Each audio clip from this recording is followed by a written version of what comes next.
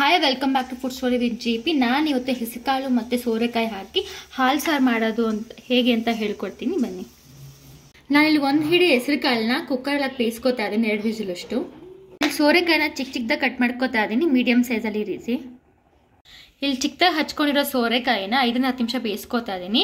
ಅದಕ್ಕೆ ರುಚಿಗೆ ತಕ್ಕಷ್ಟು ಉಪ್ಪು ಹಾಕೋತಾ ಇದ್ದೀನಿ, ಸ್ವಲ್ಪ ಎಣ್ಣೆ ಹಾಕೋತಾ ಇದ್ದೀನಿ. ಹೆಸರುಕಾಳು 2 ವಿಷಲ್ ಆಗಿದೆ.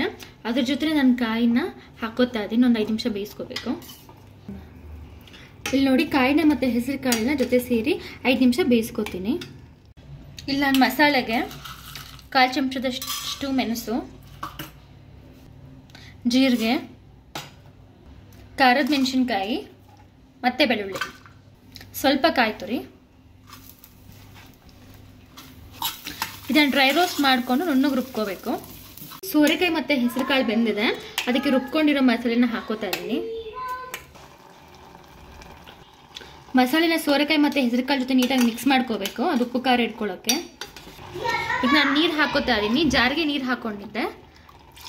ಮಸಾಲೆ ಎಲ್ಲ ಹಾಕಿ ಸಾರನ್ನ 5 ನಿಮಿಷ ಕುದಿಸ್ಕೊಂಡಿದ್ದೀನಿ. ಈಗ ಈ ಸಾರಿಗೆ ಒಗ್ಗರಣೆ ಹಾಕೋಬೇಕು. ಒಗ್ಗರಣೆಗೆ ಒಂದು ಪಾತ್ರೆಗೆ ಎಣ್ಣೆ ಹಾಕ್ಕೊಂಡಿದ್ದೀನಿ, ಸಾಸಿವೆ, ಕರಿಬೇವು, ಅದಕ್ಕೆ ಸಾರು ಹಾಕೋತಾ ಇದ್ದೀನಿ. ಈಗ ಸಾರು ಕುದಿತಿದೆ, ಚಿಕ್ಕ ಲೋಟದಲ್ಲಿ ಹಾಲು ಹಾಕೋತಾ ಇದ್ದೀನಿ. ಹಾಲು ಹಾಕಿದ್ದೀನಿ. ಹಾಲು ಹಾಕಿದ್ಮೇಲೆ ಜಾಸ್ತಿ ಕುದಿಸ್ಬಾರ್ದು, ಒಂದು 5 ನಿಮಿಷದೊಳಗಡೆ ಆಫ್ ಮಾಡಬೇಕು. ಈ ಸಾರೀಗ ರೆಡಿಯಾಗಿದೆ. ಇದಕ್ಕೆ ಉಪ್ಪು ಸ್ವಲ್ಪ ಕಮ್ಮಿ, ನಾನು ಉಪ್ಪು ಹಾಕ್ಕೊಂಡಿದ್ದೀನಿ. ನೀವು ಈ ಸಾರನ್ನ ಒಂದ್ಸಲ ಟ್ರೈ ಮಾಡಿ, ಹೇಗಿತ್ತು ಅಂತ ನನಗೆ ಕಮೆಂಟ್ ಮಾಡಿ. ಲೈಕ್, ಶೇರ್, ಸಬ್ಸ್ಕ್ರೈಬ್ ಮಾಡೋದನ್ನು ಮರಿಬೇಡಿ.